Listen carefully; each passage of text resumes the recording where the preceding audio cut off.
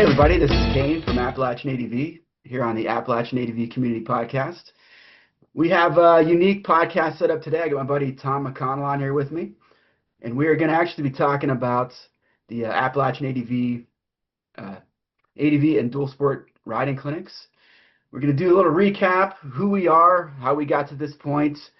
Going to cover some philosophies. We'll get a little bit of details on our level 1 and level 2s and what changes we got coming up for 2026. So I'll start it off with a little history of myself. If you're just joining us or you don't know who we are, my name is Kane Wagner. I'm from Youngstown, Ohio area. I spent 20 years in military service. You know, I switched from active duty, did the Air National Guard, was in the Air Force Reserves. I was a clinical laboratory scientist, worked my way up through management, and did all kind of athletics through my life. Played football through high school. I played a couple years in the military. I ran a couple triathlons. I've done skiing, snowboarding, all that kind of stuff.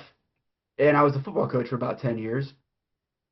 And then once I was maybe 31 or 32, a buddy of mine got me into motorcycles, adventure motorcycles, got a V-Strom 650, proceeded to beat the crap out of it through a bunch of trail riding and dirt and gravel roads and nice long treks down through West Virginia and all the way down to Georgia and back. So I did that in 2011, and then by 2019, I was miserable in my job, decided I wanted to do something new. So I came up with Appalachian ADV in December of 2019, did our first couple events in 2020, and now in 2025, we've built ourselves up to having 3 rallies. These are all small scale, 3 rallies, 2 tours, and in 2025, I did about 18 different riding clinics. That includes level 1, level 2, and private clinics.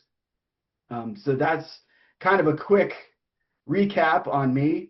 If you're interested in reading more or finding out more, if you go to appalachianadv.com, I got an owner section that has a bit more background about me and a bunch of different interviews that I've done with other people. Or go back into the catalog of the podcast and listen from the beginning. So that's me. My buddy Tom here, who we met, I don't know, maybe a year or 2 ago, I think at this point. Yeah, probably about that. Yeah, we've become pretty good buddies. We've gone on a couple riding trips together, and we've had Tom on the podcast before. So if you want to deep dive on Tom's, look for his podcast on my Appalachian ADV Community Podcast. So why don't you give us a little background on yourself, Tom? Yeah. First of all, thanks for having me here. But yeah, my name is Tom. I've been riding basically since I've been a kid, and it's the one thing in my life that's just always stuck. Whether it was mountain bikes or dirt bikes, it's always been there. I even spent some time doing some like road course track riding, and that was just a little too expensive for me. But we went back to the dirt because it's nice and cheap, and it's just what I like. I prefer riding in the dirt. Heck yeah. So Tom and I met through Griffin. They are a motorcycle clothing company that do riding gear. And out of the blue, Tom kind of reaches out to me and says, "Hey, man, I contacted Griffin. I know you're with those guys, and I'm going to do a little project with them." So I had no idea who Tom was, never heard of him before. So I reached out to Griffin. I said, "Who's this joker that's reaching out to me about making a commercial for you guys? You guys know who he is?" And they said, yeah. So Tom and I go down to the Fool's Ride territory, and I had probably one of the funnest days since I've been riding on a motorcycle, just ripping through Dungeon Hollow and all these off-road spots with the Tenere. It was super fun day, Tom. Yeah, it was good. So yeah, I guess I should add that too, is that I work as a photographer. So that's basically how I spend most of my time, Yeah. other than riding. And like Kane was saying, we got together, we made a commercial, and we've done a couple different photo shoots or videos since then on just new gear. And it's always just a fun day to go out and tune around and not have to behave, just get a little reckless. Yeah, that was super fun.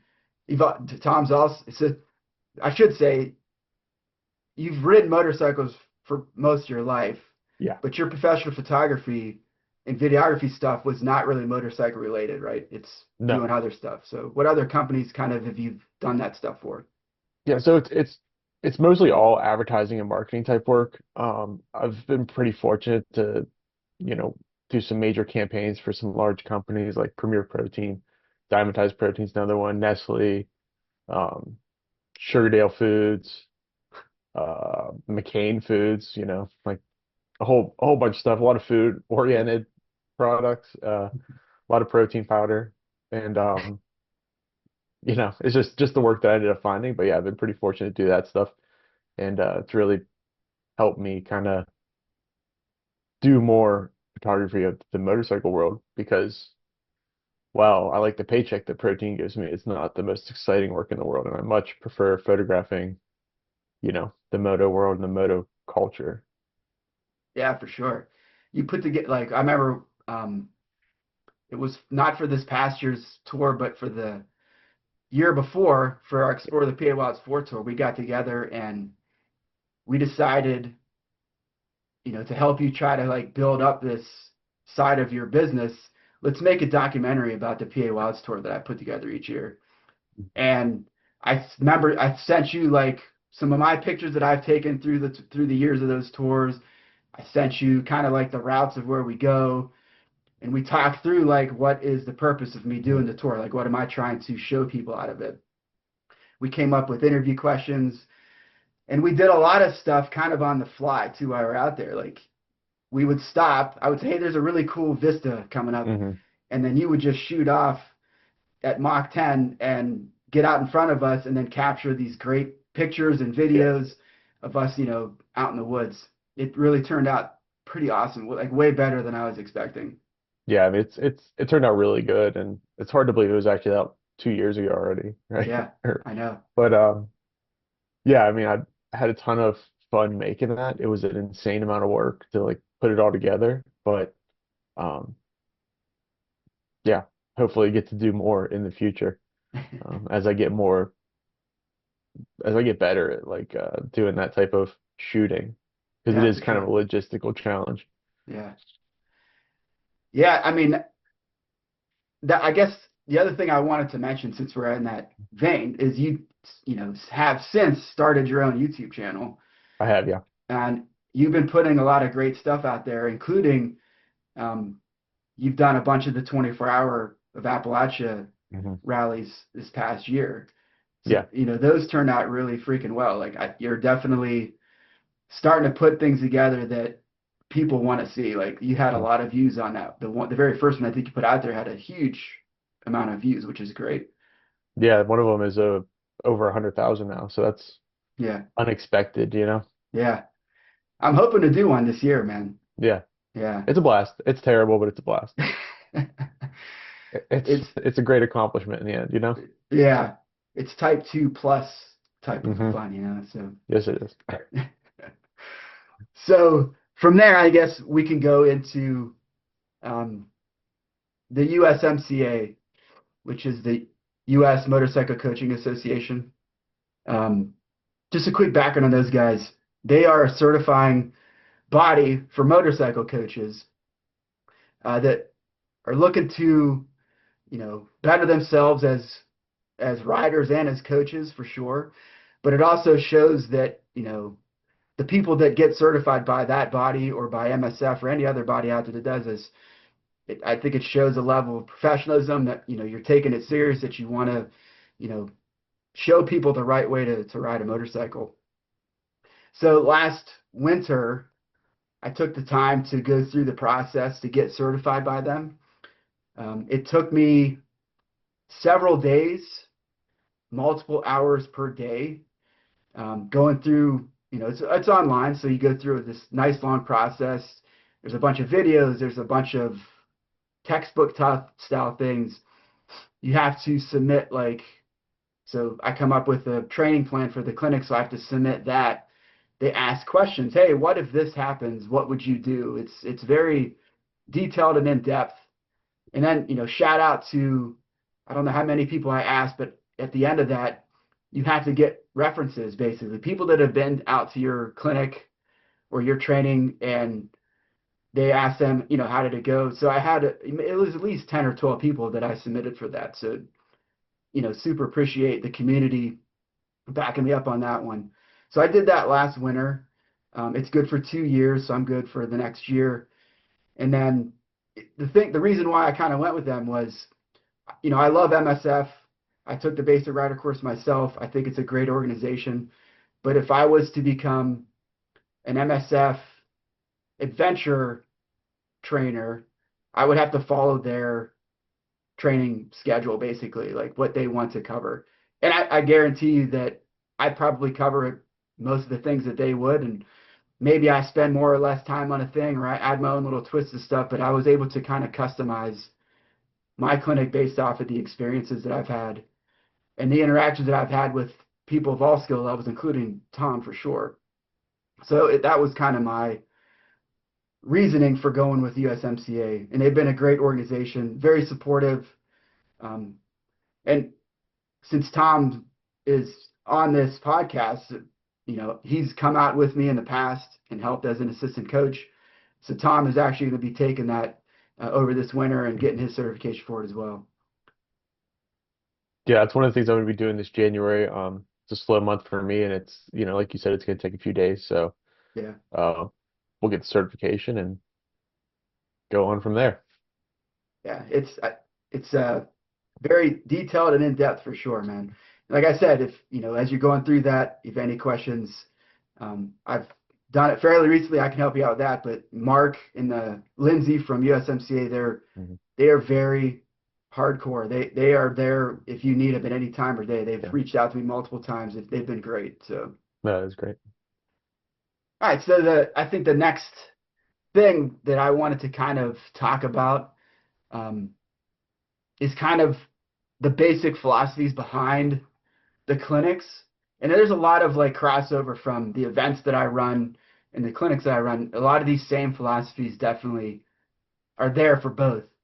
But as we were preparing for this podcast and I was trying to send you a bunch of information, like it really Hmm. was good because I try to do this each year anyways, like go back, look at the past, what have I been doing? Where can I make improvements and where can I put more detail where maybe there isn't enough? So this was a great exercise for me to prepare for these coming clinics in the next year and to help get you kind of up to speed with where I've been and where I'm going and the people that are listening to for sure. So some of the basic philosophies, and we'll just kind of go through these um, in no Hmm. particular order. But like the very first clinic I did was in the fall of 2022, and I invited, I think it was 5 or 6 folks to come out at Street Track and Trail up in Conneaut Lake, PA. It was a super fun weekend. The weather was worked out very well. The background of the fall leaves was freaking a new addition to it. It was awesome.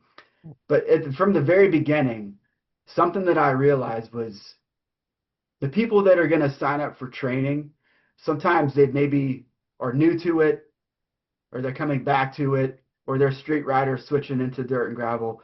And what they don't really have a lot of is confidence, or they are looking for somebody to tell them, yes, you can try that or you can do that. So one of the very first things that I try to instill was like, what I want to do for people is to help them build confidence in the motorcycle that they are riding and a little bit of confidence in themselves. So starting small and adding things as we go progressively, it helps people get confident. Like even if it's just okay, like I'll jump on. Like sometimes I'll bring my Tenere, sometimes I'll bring the KLX. Jump on the Tenere, and I'll show them, hey, you can just go over this thing, a little bit of momentum, blah blah, and then they see the bike doing it, and maybe they're also on a Tenere or a big bike. Oh, the bike can do that thing, and then let them go through the process themselves. It actually builds a lot of confidence. Yeah, I mean, it is the most important piece of this whole thing. Is like you said, the bike will do it. Yeah, There's not a bad bike on the market these days. So like any of them will basically handle any obstacle you throw at them, at least in the adventure bike category, as long as your bike's in the proper category, right? right. But so much of confidence is kind of attacking obstacles. Yeah. And the second you start to lose confidence, you start to like, move yourself back and compromise on your body position, and it just goes from bad to worse real quick. So maintaining that confidence and learning it in the first place, just it's so important. Yeah. Yeah. I think, you know, to an extent, I think bad habits can happen Mhm. because of a lack of confidence. Yep. Like you don't know exactly how to do the thing, or the last time you did it, it worked, so I'll just keep doing it Mhm. that way, but it might not be the best way to do it. So getting a little bit of feedback and then helping build that confidence, I think has gone a long way for the people that I've had in the clinic so far, at least. And I think a good thing to say in that vein is I think people, especially when they're brand new to it, whether brand new from the street riding perspective or brand new in general to just dirt and gravel road riding, everybody is gonna fall. Mhm. Like the whole point of riding on dirt and gravel surfaces is the fact that you don't have as much traction as you do when you're on the street. So if you're a street rider and you fall on the street, it's usually a very bad thing. Mhm. Like you don't want to do that. But I mean, not that you want to do it under dirt and gravel, but that is kind of part of it. It's just baked into it is that everybody falls, Mhm. like myself included. Like it's just, I've had a couple clinics where early in the clinic, I might jump on the bike and I'm not thinking, I'm my mind's somewhere else, or I'm looking at something else, or I'm just being stupid and I fall. And sometimes what I've noticed is what if me as a person that's teaching the class falls, everybody else breathes a little bit of a sigh Mhm. of relief. So I've almost thought, now that I'm saying this out loud, I probably won't do it now, but like I almost thought like maybe that should be one of the first things I do is just I Yeah. fall. So that it shows people, okay, it's all right. It's okay if people fall, you know what I mean? Yeah, it's like I've spent some time riding on the street, and you go to bike nights and stuff like that, and inevitably you'll see somebody drop their bike at the bike night on Yeah. pavement, and it's like an event. Everybody's like, "Oh no, this is, Yeah, yeah.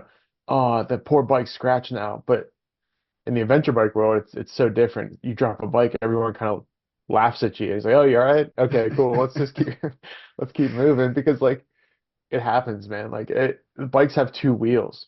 They Yeah. cannot stand up on their own. Yeah. So it's gonna happen. You get over it. They sell Yeah. crash bars.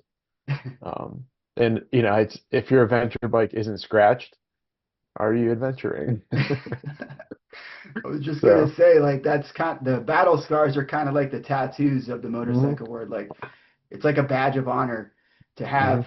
dinged up crash bars or cracked up plastics. Or I think you had it on your uh, headlight for your Tenere, your headlight thing, Oh yeah. the zip tie Frankenstein. I love that. I love when people do that. I think it looks so freaking Yeah. cool. Like it's just it is what it is. And usually what happens is, especially if they're a newer rider, once they fall, especially at the level ones, and the level twos to an extent, we're basically starting in the grass. Mhm. So falling in the grass is way different than falling on a pavement or falling on the gravel. So it's okay. That It is. wasn't as bad as I thought it was going to be.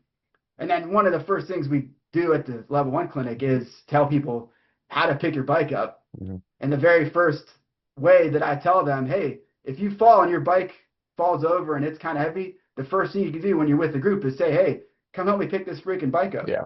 So it is what it is. And then once it happens, I feel like people kind of like Mhm. calm themselves down and it gets a little bit better for them after that. So Yeah, and I think there's a level of, just, accepting that you're gonna fall yeah, that's important because if you have it in your mind that you're not gonna fall, you don't want to fall, then when the bike starts leaning, you're gonna try to save it. yeah, And then your leg gets stuck under it or you hurt your back. It's better just to be like, oh, we're gonna fall, walk away from the bike. The yeah. bike's on the ground and you're just standing there next to it, like, oh well, like pick it up. Uh-huh. It's just so that's a just get over it. You're gonna fall. The Yeah. bike's gonna hit the ground. That's part of the sport. Oh yeah. I mean, a good example of that is you and I just went down to Chili Willy weekend, Oh my gosh. and it was an awesome. I mean, I had so much fun. We did that nice day of sand riding in Mm, the sand. Haven't done that in such a long time. But then we went on the OHV trails, and it was like Hmm. ice skating. I mean, it was Yeah, it like was. 40 degrees, less than that, I think. And the conditions were ice. Like it Yep. was like the slick mud over hard pack. And within the first 45 seconds of going in the trail, you took the lead.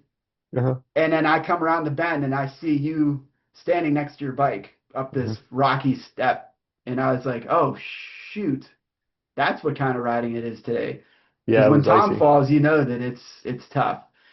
So we kind of recalibrated ourselves. We figured out, okay, Yeah. this is not ideal traction in any form or fashion.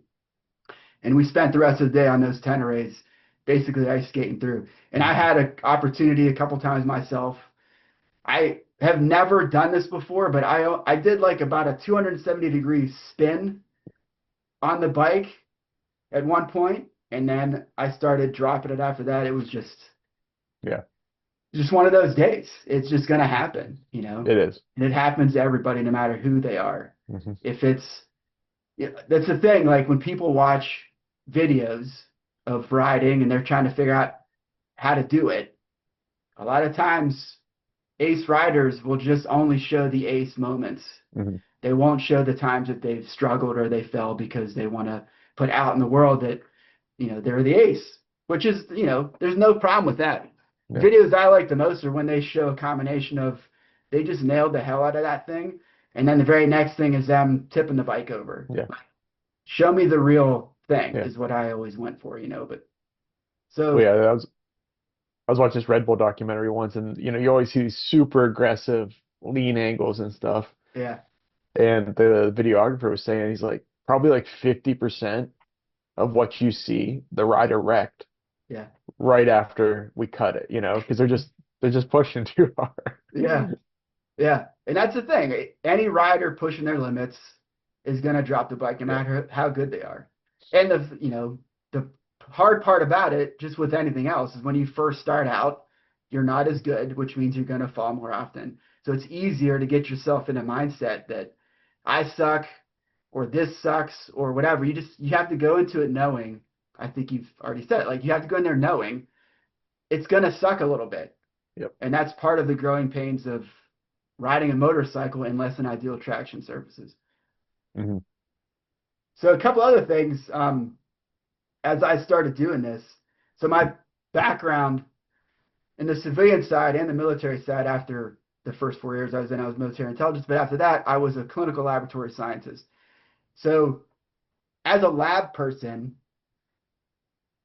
I like to experiment. So hey, I have this idea, this is a this.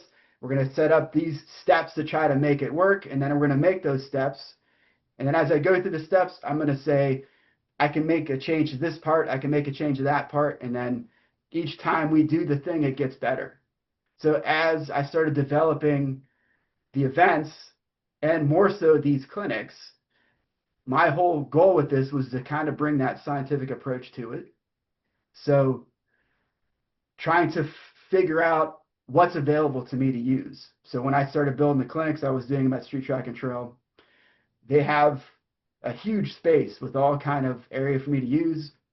I could bring things in, little logs, that kind of stuff. So what am I using in the area to make the things better?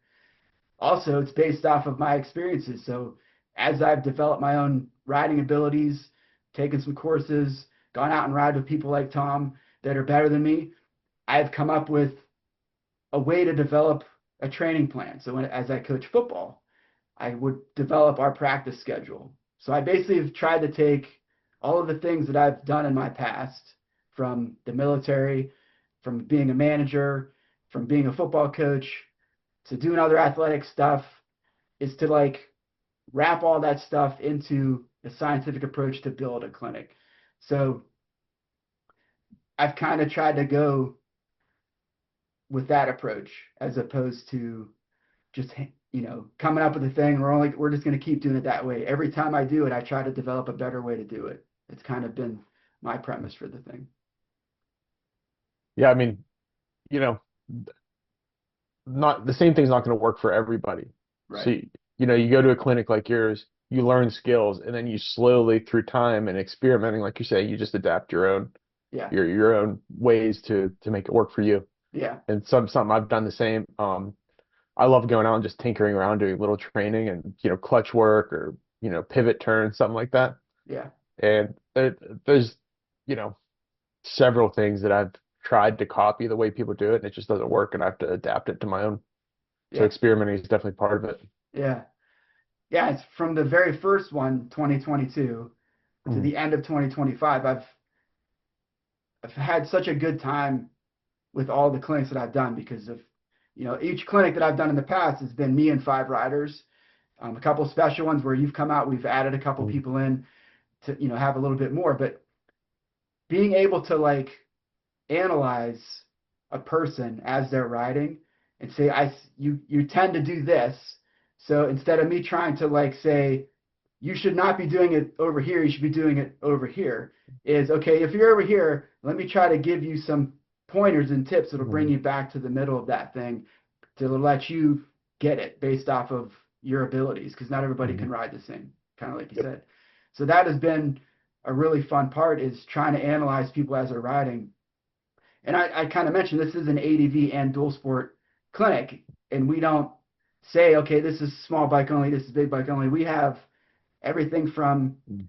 a Pan Am, big giant Pan Am beast, all the way down to a TW 200. So Mhm. based on the bike style, there could be different techniques. Like on my side, when I sit on my KLX, when I ride my KLX, I sit more often. When I ride the T7, I stand more often. But you still need both techniques on both of those bikes. So trying to find the best way to tell people how to do things has always been a challenge, but also really one of the funnest parts of doing these things for sure. Couldn't agree more. So, the other thing, as I've been developing these clinics, I've had people in the past kind of commented this, and I didn't really think about it at first, was I've kind of built these things to be minimal lecture and maximum writing. Like we'll talk about each individual thing as we go. So I try to keep it short and sweet so that people can put more reps in. And then as they do the reps, then I can stop the group and say, hey, did you see how he did that or how she did this? And then I can comment on how they're doing it and say, well, try this, try that. So we're trying to get out and do the thing more than talk about the thing, although both are definitely in there. And then when we sit for lunch, that's another chance for us to kind of like rehash how we've done these things. So it's really been trying to build these to be, what can I give people to give them the most reps as opposed to the most talking about the thing. And the other thing I've done with these is try to build them, these clinics, the level one in particular, so that people can take it home with them. I have a minimum amount of things that I use. It's a lot of cones. It's maybe a small little log or little things like that. So it's just showing them all of these different drills that they can do with a small amount of space. We have a huge space at Street Track and Show, and I try to utilize as much of it as possible. But I also try to make sure people realize you don't need an acre. You could do it in a couple hundred square feet if you utilize that in the best way. So that has been kind of the biggest things I've been trying to do. And then the other thing I note to people is, and Tom has mentioned it already, I call it purposeful riding. So purposeful recreational riding. Like anytime you go out for a ride, you should be thinking about the techniques and the experiences that you've had at the clinic and just in general for your riding. And then try to think about, okay, the next time I go around a bend, I'm going to try to take this angle. I'm going to try and lean the bike this way instead of that way. I'm going to try to do things different so that I give myself more experience, as opposed to just going out and not thinking and just riding and letting things happen. Nothing wrong with that and doing that for sure. But if you really want to develop yourself as a rider, you should be thinking about what you're doing, taking that scientific approach every time you go out to ride. Yeah, most of these things can be done in parking lots or even at every single stop sign, traffic light. If I pull up to a traffic light, I'm doing a balance drill for at least a second before I put my feet down. Yeah. It's all the time. Yep. And like the skills you will learn in these clinics, you just take them with you and you practice over time. You're not going to get it in a day. Yeah. The point is to like kind of say, hey, this is what you should be focusing on and practicing, and then you can take those, like you're saying, to your house, to a parking lot close to you. You don't need a ton of space. You could throw some rocks on the pavement and do some slaloms, whatever it is. Yeah. Just it, it's it's the small stuff like that that gets skipped over that a lot of people don't practice that ends up kind of being the most important aspect of the whole thing. Yeah, for sure. Definitely. Um, and I think we've mentioned already, like there are definitely like multiple techniques to get to that same outcome. Hmm. So the more times you practice a thing and the more little tweaks you make to that thing as you practice it, the better that you get at doing the thing. Like that's the whole point of it is there's that 10,000 hour thing. So if you put in 10,000 hours, but you're just out there, you know, doing nothing but just kind of riding, looking at nature, just kind of like bumming around, that's a different 10,000 hours than actually going out there and purposefully trying to challenge yourself when you go to ride. So that caveat to that 10,000 hours is you have to be purposeful with that 10,000 hours. So the more you do the thing, the better you're going to get at it.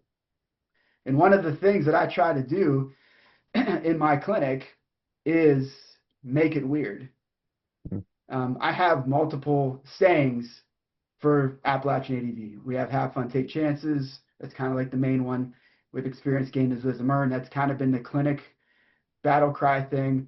But like kind of the one that has started rising up more in the clinics is make it weird.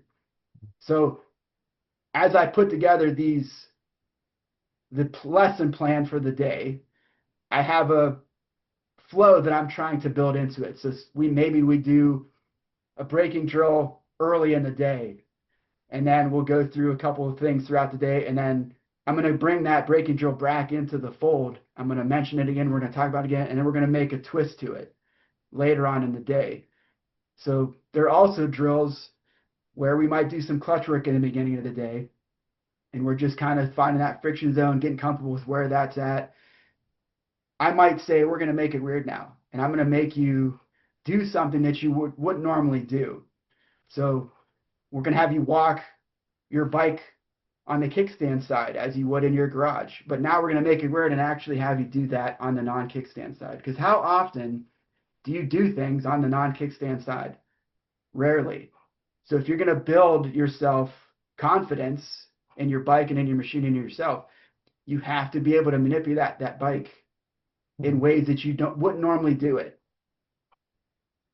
Yep. And if you're on the trail and you drop the bike, you can almost guarantee you're going to have to pick it up in an awkward way.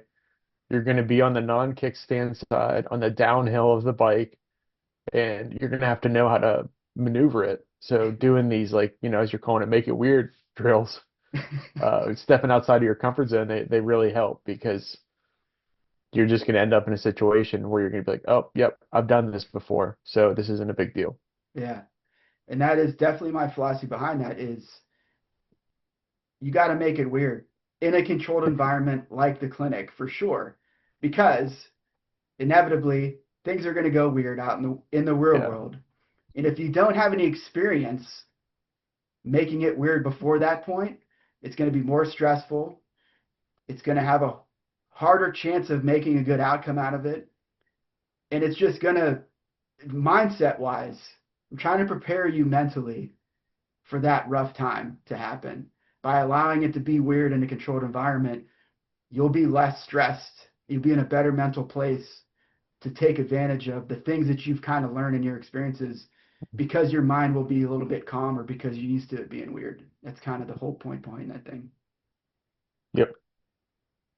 So the other thing I try to do with these clinics, in a recent article I put out on the website, The Tire Conundrum, is where I kind of introduced it and then I added something in our FAQs about it.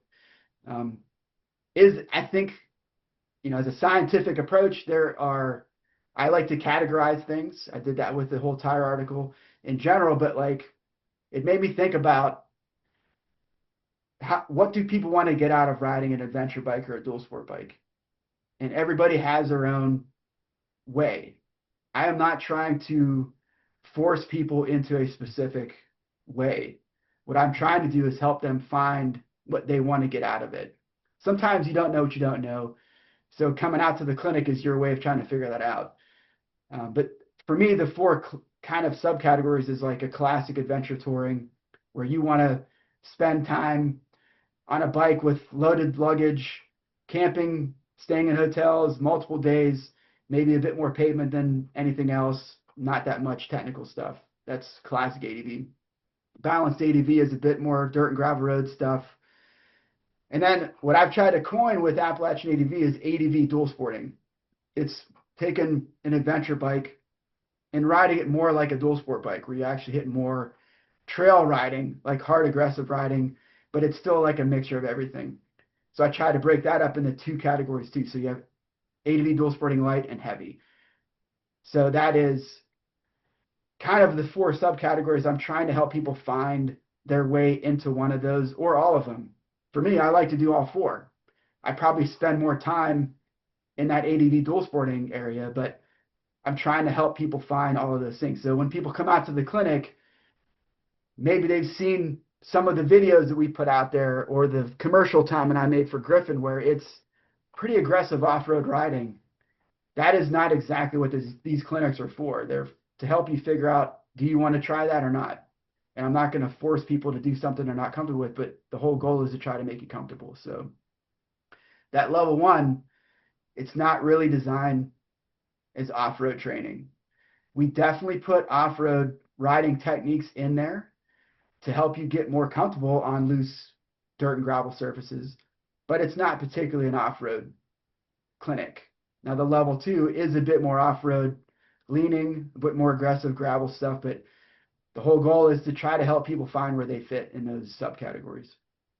The other thing I'd say for me is I think it is a good idea for people to get training, no matter how long you've been doing it, no matter how good or bad you consider yourself to be.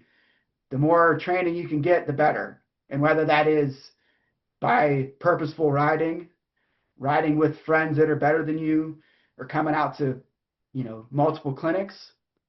I definitely have done all of those things myself. But the goal is to give people a place to do that.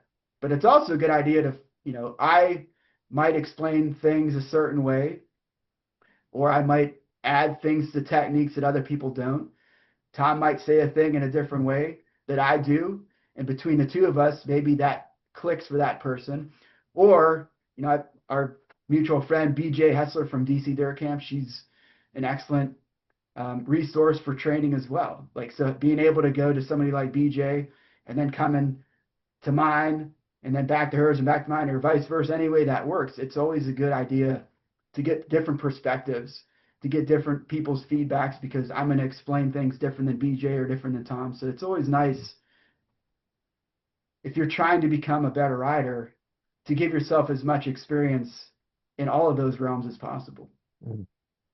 Yeah, I mean, hearing it from a different angle, it can never be bad, because I'm the sort of person that has to hear things 5 times before it really sinks in. So for me, this is a valuable way to do things, and just different processes, different ways of things being explained. It's very beneficial. Yeah. So I think, having both me and you there, it's going to bring some of that to the table. Yeah, for sure. So I kind of mentioned we have multiple mottos, so I want to talk about those just a little bit. So the first one I ever came up with for Appalachian ADV, and this is kind of like the general motto, it's have fun, take chances. So for me, the whole point of riding a motorcycle is to have fun. Enjoy nature, enjoy a twisty, dragging, scraping pegs on the pavement, hitting a dirt gravel road, running down that drivable trail, or hitting single track. All of those things are possible on an adventure and dual sport bike. That's what I love about this genre of motorcycling, is we are not limited to anything. We can ride hardcore, long distance, iron butt. You can run, moto camp loaded, dirt gravel roads, anything between those things and single track trails you can do on these bikes, which is, to me, ideal, because I'm not going to get bored, because in a few minutes the terrain surface is going to change and my brain is going to have to adjust to that, and my body positioning is going to have to adjust to that, and it just keeps it fresh and keeps it going. So some people say, well, where is safety at in that? You say have fun, take chances. Taking chances means I'm taking risk.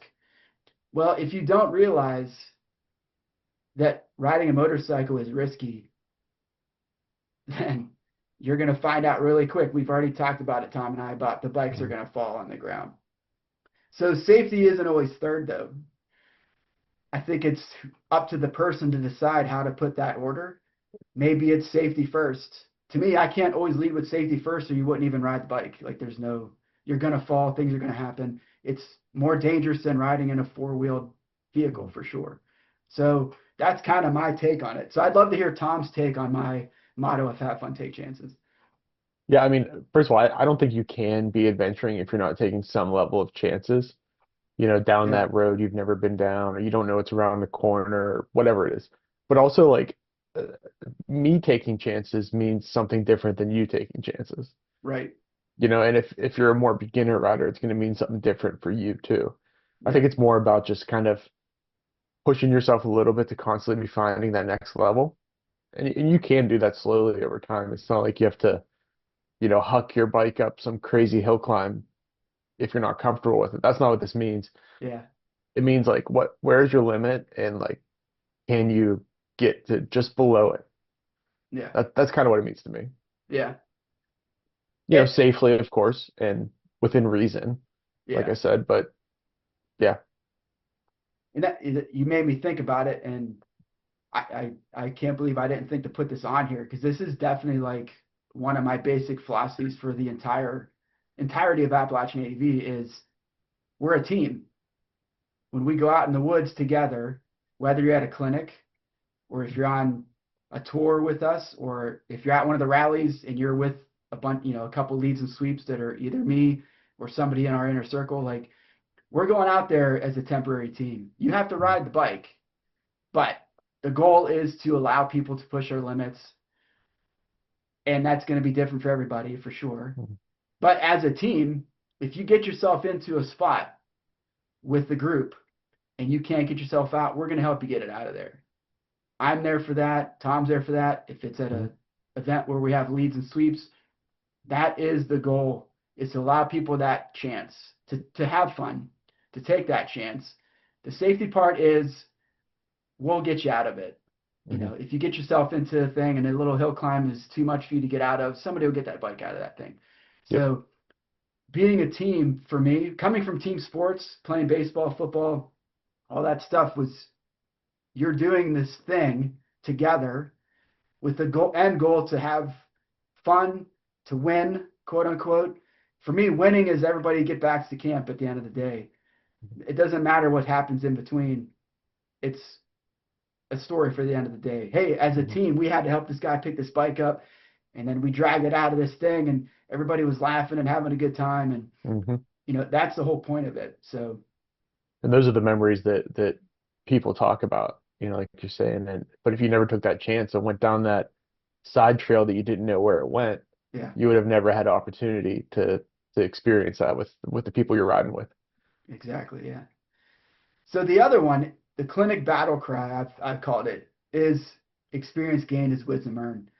And I think just from all the topics we've talked about so far, if you think about those 5 words, that's basically what we've been saying this entire time, is you have to gain experience if you want to get better as a rider.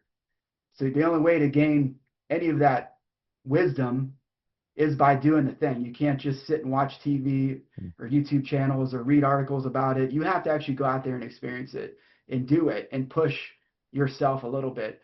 And the goal is that we are there as riding coaches to help push you a little bit. I will never force anybody to do anything. What my whole point is, here is the steps to take if you want to try to get out of the thing. Here is where the line you can try to take. Here is the technique you can try to use. Here's maybe you want to have this amount of momentum and maybe this amount of speed or whatever. And the goal is to give you all of the tools to try to do that. so, you can't gain the experience without doing the thing. I think that's really what it comes down to. Yeah, 100%. You have to do it. I mean, there's no other way to do it, in my opinion. Yeah. All right. So I think the next thing I want to talk about is, moving forward, going into the 2026 riding clinic season. We're making a couple changes, which by now I think most people that have been to the clinics at least would probably realize that I'm on here with Tom for a reason. Um, Last year, Tom helped me out. I did a special 304 Detour. Folks down in Fairmont, Virginia put on an awesome event down there. They asked me to come down and do an enduro style riding clinic on Friday before they had the dual sport ride on Saturday. So I jumped on that opportunity. I wanted to have more than my normal 5, so we had 8 spots, which meant I wanted to add another coach. So I reached out to Tom. Tom jumped on board and had an absolute blast that weekend. But Mhm. before that event, Tom, just to kind of see what I was doing, how things were happening, Tom came up to a couple clinics up at Street Track and Trail and had a chance to kind of like see my thought process behind it, kind of get on board with where I'm at with everything. So for the 2026 season, for all of my group clinics, level 1 and level 2, Tom's going to jump on as my assistant coach. And I super appreciate that, Tom. So we're doing that because my goal with this coming year was to have a few less of the group clinics. I loved doing one with 5 people, like one coach with 5 people. But that meant over the last 2 years, I have had some type of thing pretty much every weekend from March through October. And I loved it. I couldn't have asked for anything more to do. That's my dream, is to make a living out of riding a motorcycle. In the last 2 years, I've kind of done that, but it's been a lot. A lot for my family to take, a lot for me to do. So I've tried to cut back the amount of clinics by adding riders. So for next year, we're going to have 8 to 10 riders for those group clinics. I'm going to do less of them throughout the year. That will also open up more opportunities for private clinics as well, though.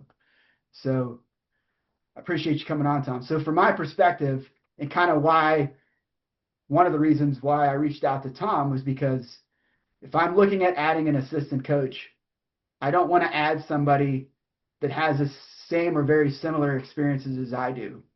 So for me, I'm coming into riding a bit later in life.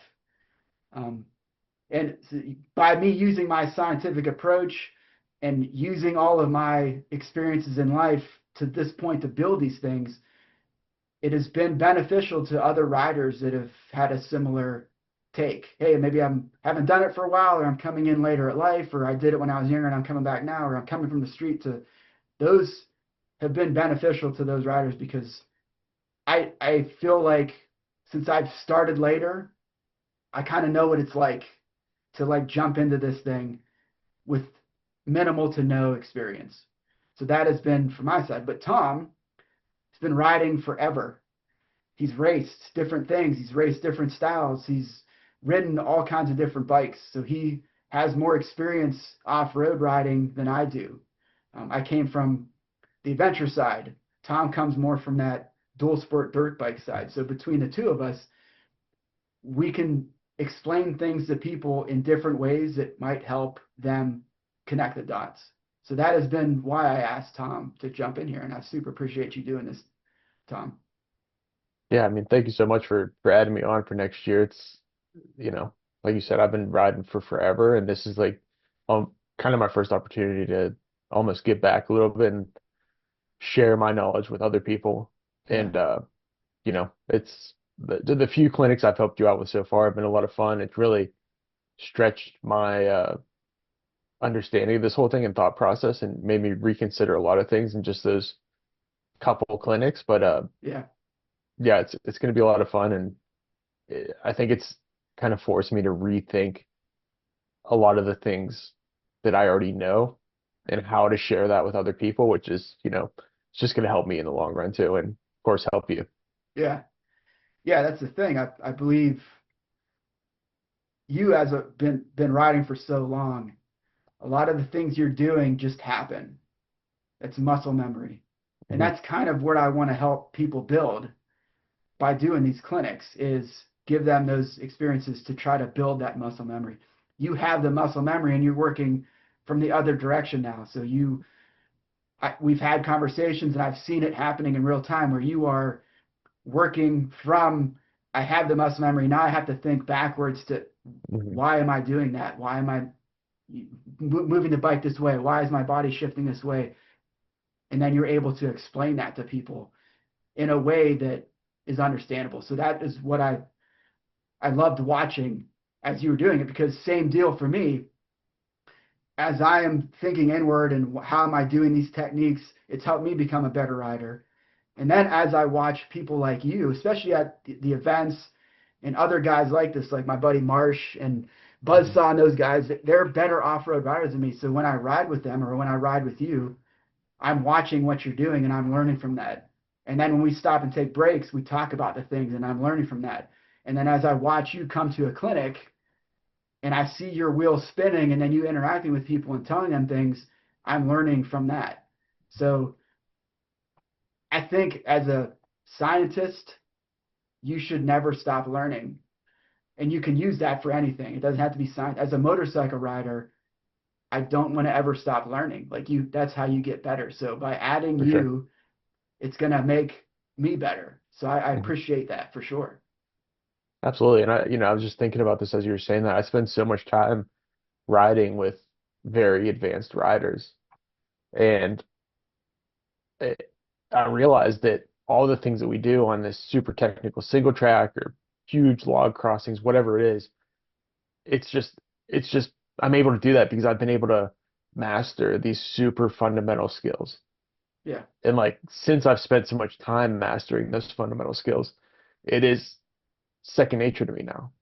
And Yeah. that's something I really hope I can help get across to people is that, things like clutch work and balance and you know, back doing steering a full lock and what a braking, whatever it is, just like you start small and you slowly build, Yeah. and then before you know it, you're not even thinking about it anymore. So I really can't wait to see where this goes, and I'm pretty excited about the whole thing.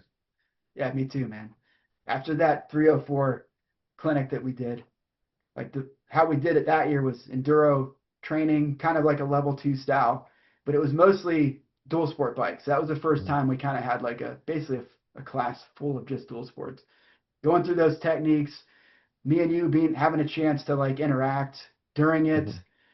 I would have you kind of like I would talk about the thing, you threw your 2 cents, and then I would have you like show, and then the two of us would sit and work with people. Like it Mhm. was a ton of fun that Friday, and then Saturday we just went out and rode parts of their super crazy dual sport loop, and then Sunday we did like the nice long Yeah. intermediate level, like parts of that, like just having that full weekend where we can kind of work together, talk about the stuff after it was over at night, kind of sitting around bullshitting about the Mhm. thing. Like it was a ton of fun, and I'm looking forward to a lot more of that this year.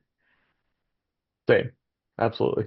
Yeah. So the only thing I want to mention before we move on, a little bit deeper dive in each individual clinic. So Tom and the Hogrock boys, I know Michael and Cameron, who were on the last podcast, you guys are going to Mongolia over the summer, which means Tom's going to miss um, the 304 Detour this year and the August level 1 and 2 clinic. I think it's in the Yeah. beginning of the month. So my buddy Marsh is going to jump in on those for me. So Marsh, I'll talk about him now as opposed to later because he's going to be in the 304 as well. But Marsh was one of the first people I met. He came to my very first event in 2020, the one that was supposed to be the Fool's Ride, but uh, COVID happened, so we had to push it into the summer. So Marsh was among the first people to come to an Appalachian ADV event. He came to that. He came to my very first PA Wilds tour. He's helped me sweep at the Allegheny tour. And pretty much every Fool's Ride since, he has either led or swept something for me. and he comes out and scout rides with me for the Fool's Ride, and he's done it for the Allegheny stuff here and there. Super awesome guy. And he comes from a BMX side. He also comes from the dirt bike side, and he's very thoughtful.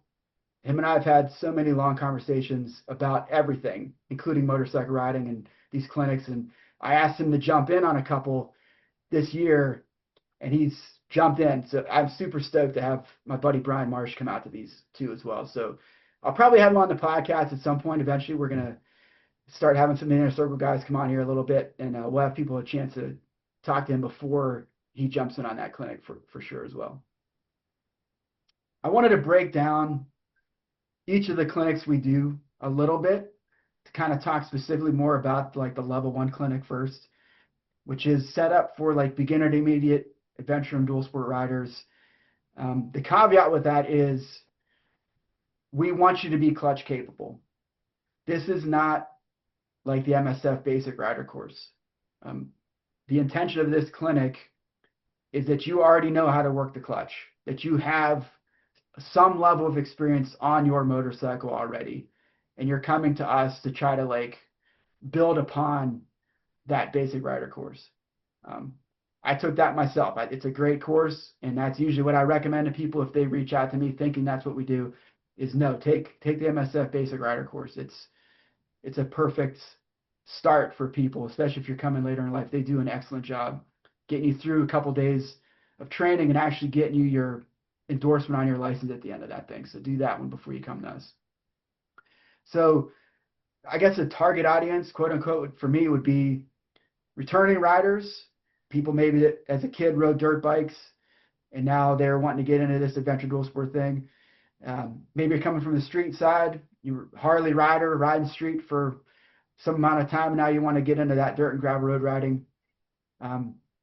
People that are looking to brush up on skills and techniques, or if you're looking for real-time feedback and coaching, maybe some new techniques or different techniques. We've talked about making it weird. That's something that I've been seeing other places start to do something along that line, but if you want to come make it weird, that's what you're here for, man. And we're looking to give you like real-time feedback and coaching. So that's the kind of stuff we're looking to give you here. And now with the addition of Tom too, it's definitely like, yes, there are going to be a few more people there, but you're going to have feedback from 2 different riding coaches that are coming from 2 different angles of this thing. So that is kind of like the point of these level 1 clinics. Yeah, and like when Kane says clutch capable, just to touch on that really quick, like just be able to ride with the clutch confidently. We will show you the proper ways to use it off road, get you comfortable with where the friction zone is, and just fix your technique to make sure that you can use it better in off-road situations the best way possible. Yeah, definitely. But yeah, just outside of that, it's just come on in and we'll teach you everything else. And I'll say, like, for the group clinics this coming year, another change that I've made is I used to do 1-day clinics and 2-day clinics.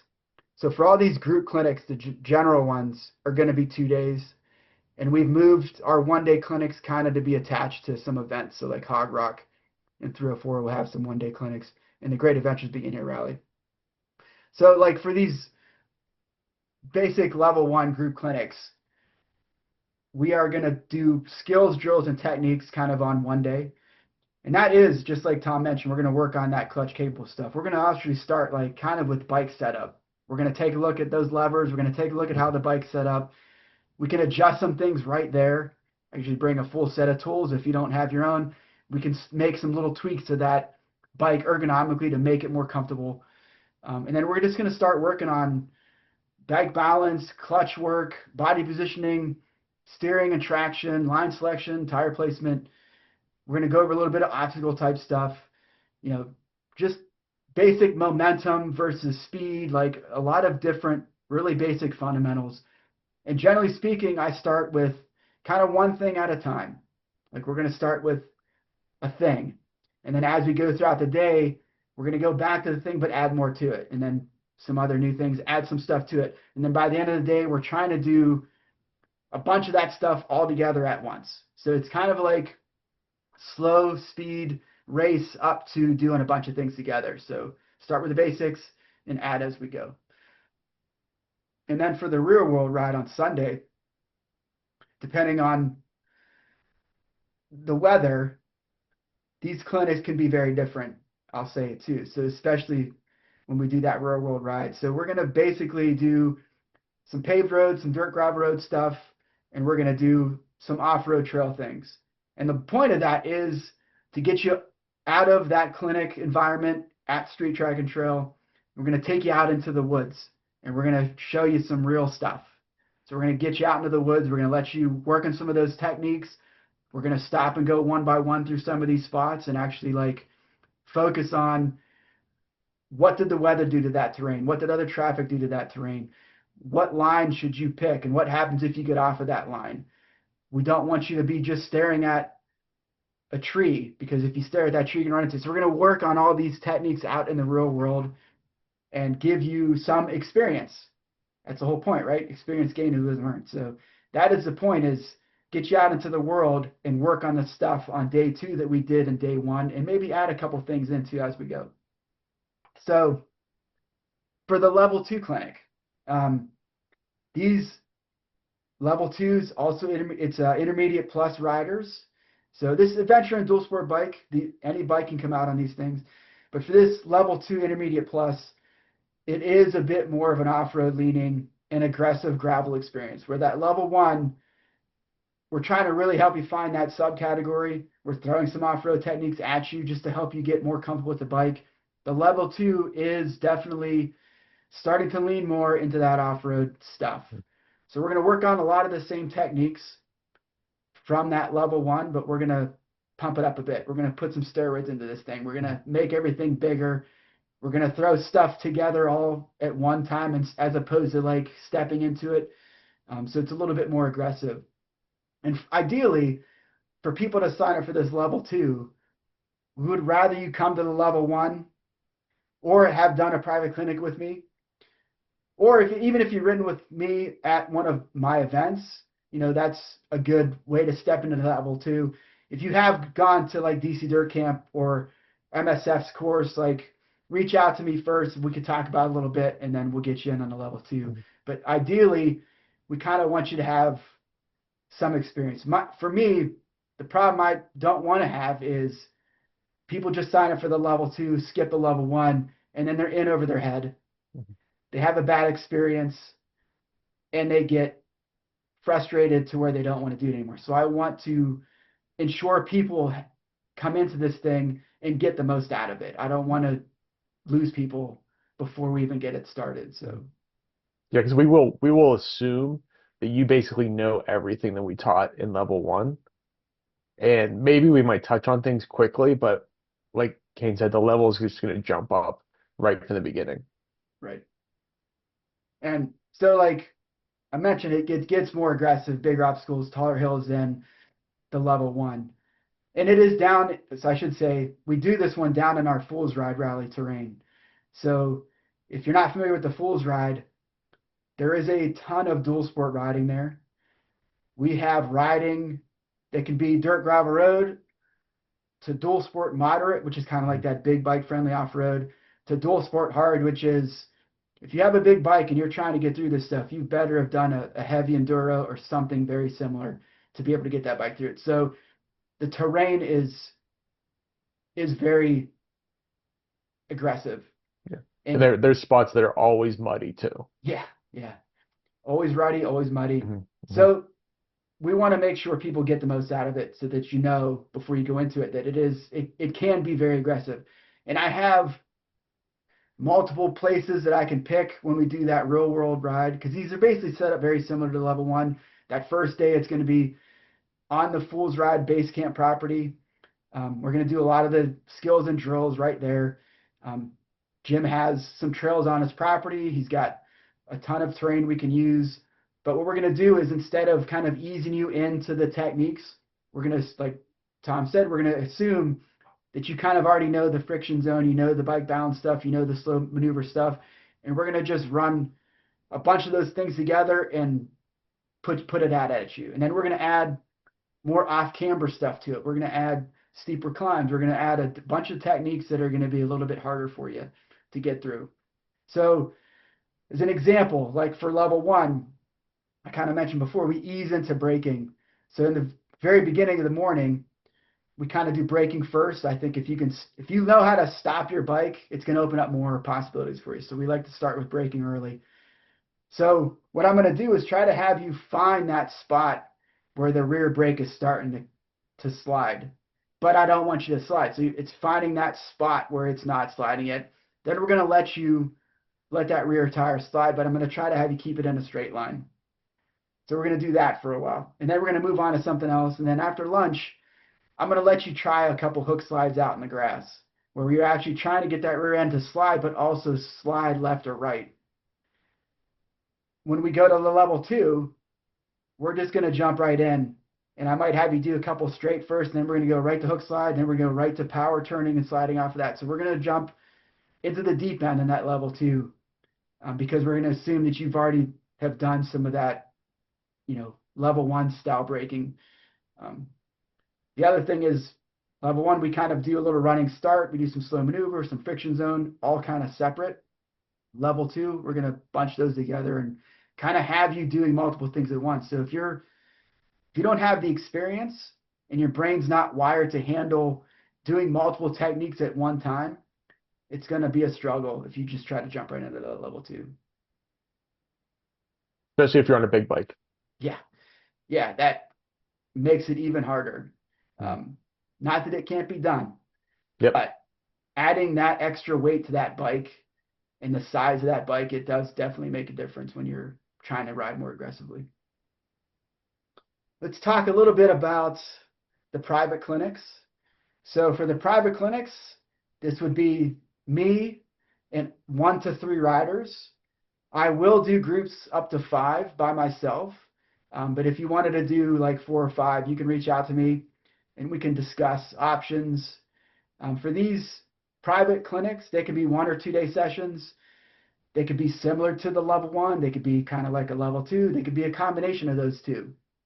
Or we can work on things that are very specific. Like if you wanted to work on fast gravel techniques, we could just do that.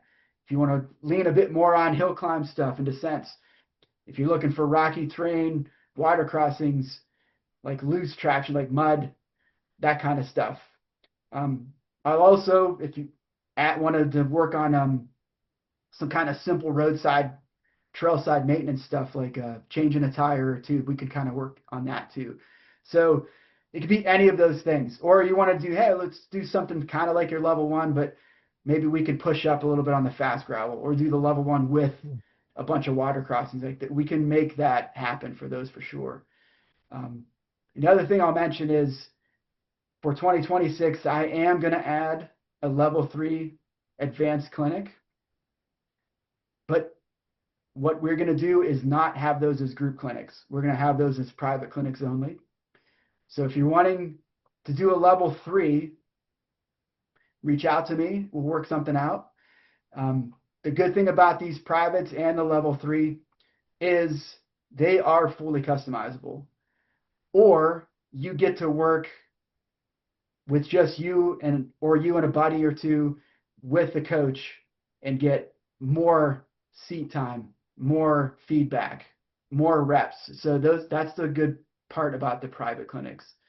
And for that level 3, the goal is for adventure bike or dual sport bike for more aggressive off-road style riding. And that would definitely also be taking place in the Fool's Ride terrain because, as I mentioned, we have an almost unlimited amount of things we can throw at you down in that area. And we can all be out there together in this private or level 3. We can all drop our bikes, we can all help each other, and we can have our own little team run through Fool's Ride territory and just, I can give you more than what you want probably with that terrain for sure. It can get pretty wild down there for sure. Yeah. All right, so on top of those group clinics that I mentioned, we are also doing some guest clinics this year. So the Great Adventures Begin Here Rally is an event that I've been running at a street track and trail in Conneaut Lake every May. and we're going to do that again this coming year. In that event, generally what happens is we allow people to show up Friday, just kind of set up camp. We have people go into street track and trail. They usually do some type of, like, last year we did like a poker run, like a walking poker run, go through the dealership and some of the spots outside. We have a grass track there. People can goof around on that. But we also will try to have a food truck this year on Friday. But the main event for that night is to have the latest BDR documentary on Friday night. And this past year we did it out at night on the stage. It was awesome. And then Saturday we do like a 100-mile adventure ride. There's a food truck when we come back. And Sunday is a shorter adventure ride, basically. So my goal this year with that event is to add a 1-day riding clinic on Friday. It would be me and 5 people, so it'll be a smaller group. And we will do basically a level 1 clinic style thing there at Street Track Trail on Friday. So before lunch-ish, we would do mostly drills and skills. After lunch, we'll do a little warm-up. And then we have a chance to go over to the pit. People have been to the clinic before. They know the pit. So we can go over there and work on some of those techniques in the pit with a little off-road trail section. And then back to camp Friday night so that we can meet up with everybody else that's showing up. The other one would be Hogrock Adventure Rally. We mentioned that earlier. That's in June down in Cave and Rock, Illinois, along the Ohio River there. So that will be a 1-day level 1 clinic, which we'll be doing on Friday. I open that up to 8 riders. It'll be me and 8 riders, and I'm looking to have an assistant coach there potentially. Tom will be helping out at Hogrock in other forms and fashion, so he will not be at the clinic with me, but he'll be around for sure. That one will be basically set up like a level 1. The awesome thing about that is that Hogrock property, Tom and I went to visit it a couple weeks ago. Super awesome.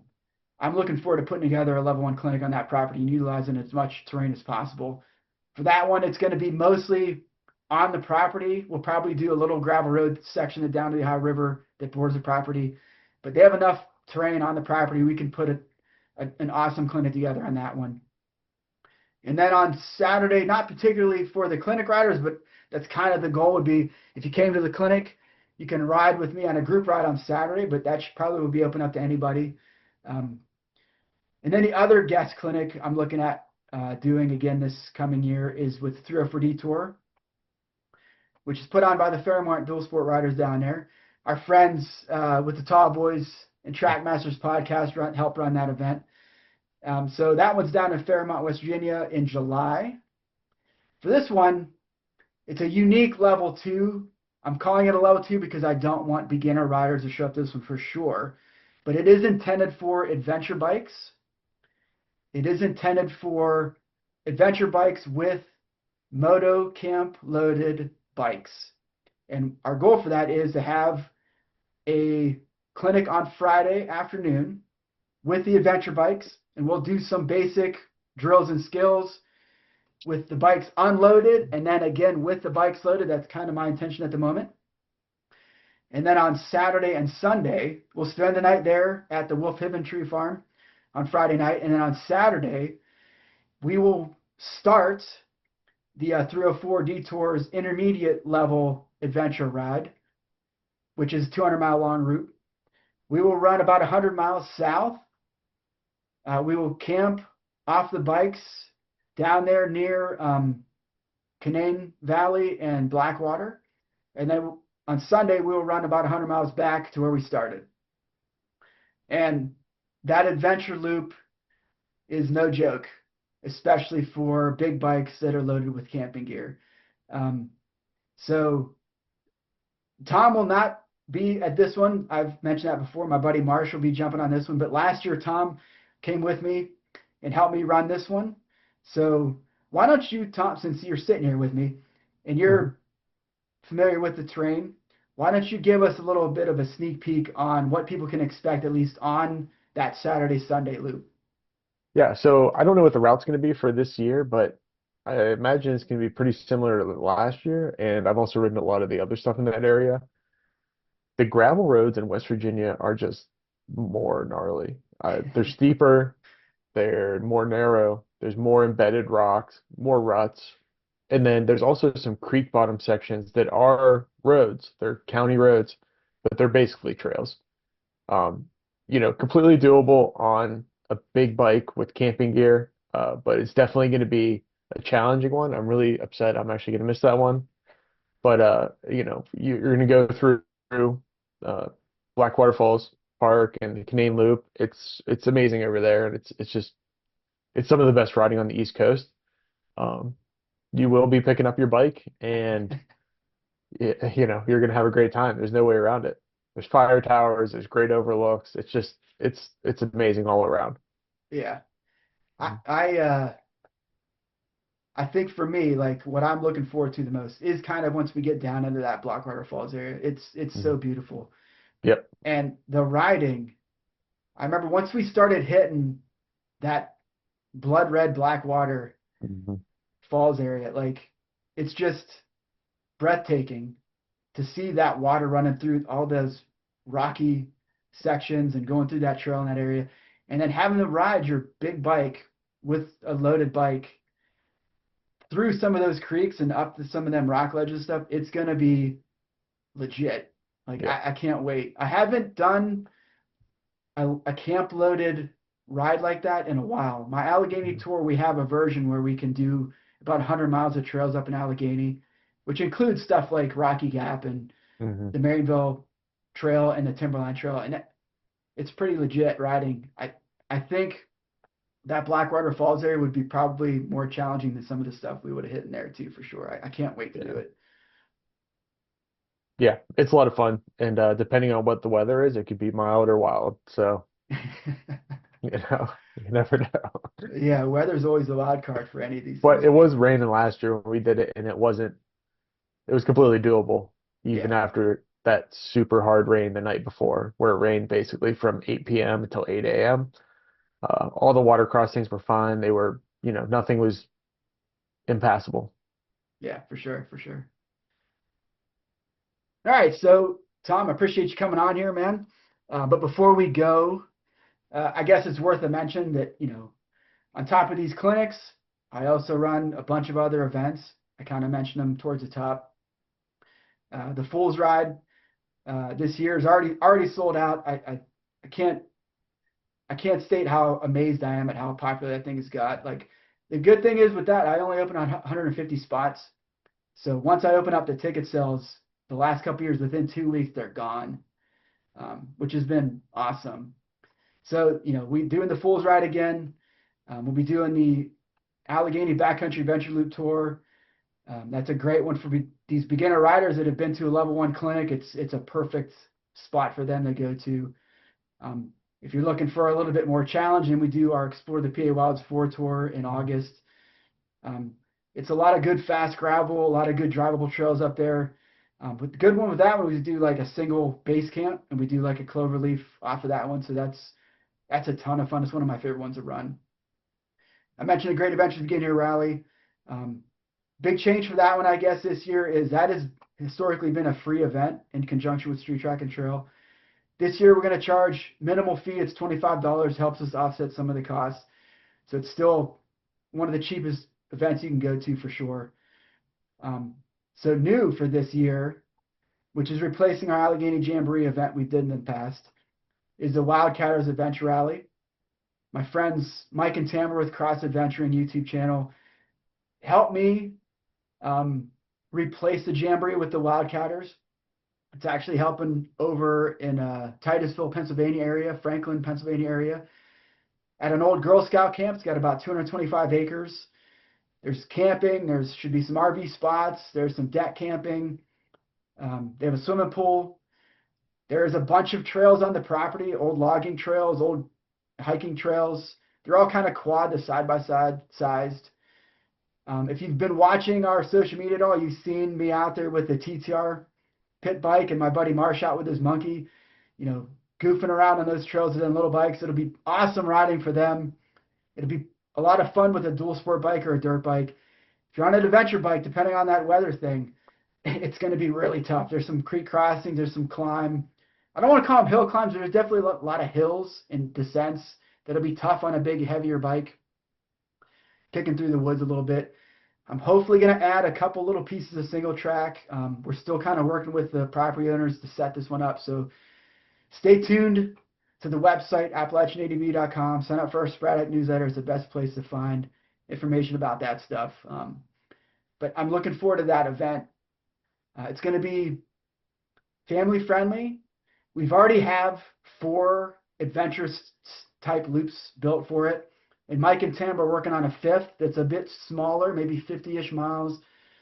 It'll be more of a history tour. That area is known for oil and gas and rail. There is a ton of history there. There's a bunch of ghost towns. The first ever commercial oil well planted was in Titusville, Pennsylvania, called the Drake Well. So they're putting together an adventure-style loop that's a history tour that'll cover a lot of that stuff. The Titusville Ironworks is partnering with us too. It's a really awesome spot. It's like a museum, but they have like live music. They got food and stuff in there. So this event taking place in July, which is replacing our Jamboree. I'm hoping it turns into a big, awesome event. We're not going to provide meals for that one. It's going to be food trucks. That's the intention right now, which will help us keep the cost of that event down and make it more family friendly as well. So can't wait for that one. I'm looking forward to it. Going to do a bit more trail scouting and all that stuff on the property, but it's coming together slowly but surely. So, but before we close out, I want to thank Tom for coming on the podcast, for jumping into these group clinics for next year, for helping me out more than I can say with all of the pictures you've taken, the videos you've taken, and help me promote what we're trying to do at Appalachian ADV. I can't thank you enough. I look forward to more of it. I hope that you can come to every event that I do besides when you're out in Mongolia with those Hogrock boys, you know. But I can't wait to ride with you again, man. I'm looking forward to it, dude. Absolutely. And thanks for having me. Thanks for having me next year at the clinics. I can't wait to see what that turns into and where it goes. It's going to be so much fun. And, you know, I think it's going to be really great for the people that attend the clinics. Yeah, for sure, man, for sure. So on that note, if you stuck with us, I appreciate it. I've kind of mentioned already, AppalachianADV.com, sporadic newsletter. Check out Tom's YouTube. What is it? It is on YouTube, MCMX Media. And you can just find me at on Instagram at Tom Macconnell or Facebook, Tom Macconnell. Awesome. All right, boys. We'll catch you guys out there. Have fun, take chances. Experience gained is wisdom earned. And help me make it with you.